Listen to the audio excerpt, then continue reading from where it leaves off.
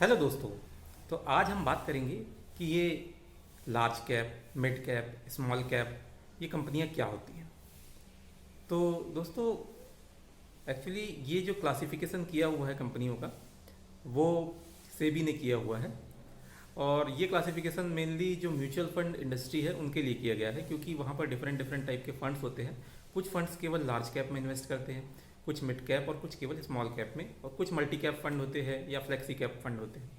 तो ये क्लासिफिकेशन इसलिए किया गया है क्योंकि अलग अलग साइज की जो कंपनियां होती हैं, तो ये साइज किसके बेस पे डिसाइड किया जाता है? मार्केट कैप के बेस पे। और मार्केट कैप के बारे में हमने पिछले वीडियो में समझा था कि मार्केट कैप क्या होता है। पूरी ओवरऑल कंपनी की जो वैल्यू होती है वो मार्केट कैप कहलाती है। तो क्या होता है कि जो छोटे मार्केट कैप की कंपनियां होती हैं उनमें वॉलेटिलिटी ज़्यादा होती है। वॉलेटिलिटी मतलब कि उनका प्राइस में जो उतार चढ़ाव होता है डे टू डे बेसिस पे, वो लार्ज कैप के कंपैरिजन में ज़्यादा होता है ना।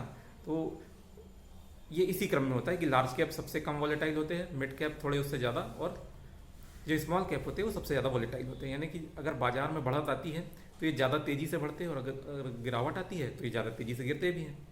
तो हर इन्वेस्टर का जो रिस्क एपेटाइट होता है, यानी कि रिस्क लेने की जो क्षमता होती है, रिस्क को जो बियर करने की क्षमता होती है, वो एक जैसी नहीं होती है। कुछ लोग नहीं चाहते हैं कि भाई वो इतना उतार चढ़ाव अपने पोर्टफोलियो में देखे, वो एक स्टेबल पोर्टफोलियो चाहते हैं। तो उन लोगों को सलाह दी जाती है कि भाई वो लार्ज कैप में इन्वेस्ट करें, है ना। और जो थोड़ी बहुत वॉलेटिलिटी को झेल सकते हैं वो स्मॉल कैप और मिड कैप की तरफ देख सकते हैं। इनमें रिटर्न जरूर ज़्यादा बनता है over a period of time, लेकिन क्या है, वॉलेटाइल ज़्यादा होते हैं। और हर आदमी उस वॉलेटिलिटी को झेल नहीं पाता है, क्योंकि मान लीजिए आपने कोई स्टॉक खरीदा और वो वहाँ से 20% गिर गया, तो कई लोगों की दिल की धड़कनें बहुत बढ़ जाती हैं, है ना।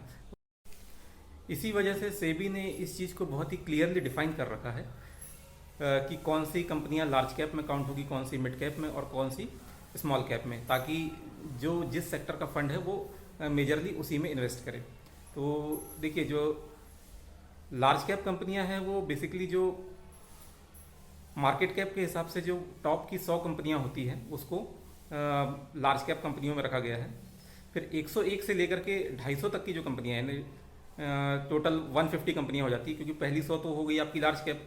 उसके आगे की जो 150 कंपनियां हैं तो रैंकिंग जो है 250 तक चली जाती है। तो 250 तक रैंक की जो कंपनियां हैं उनको मिड कैप कैटेगरी में रखा गया है। और 250 के बाद की जितनी भी कंपनियां हैं मार्केट में लिस्टेड, वो सारी की सारी स्मॉल कैप कहलाती हैं। ठीक है, तो इस तरह से इनका क्लासिफिकेशन किया गया है।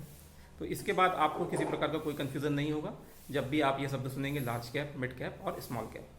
Thank you for watching the video.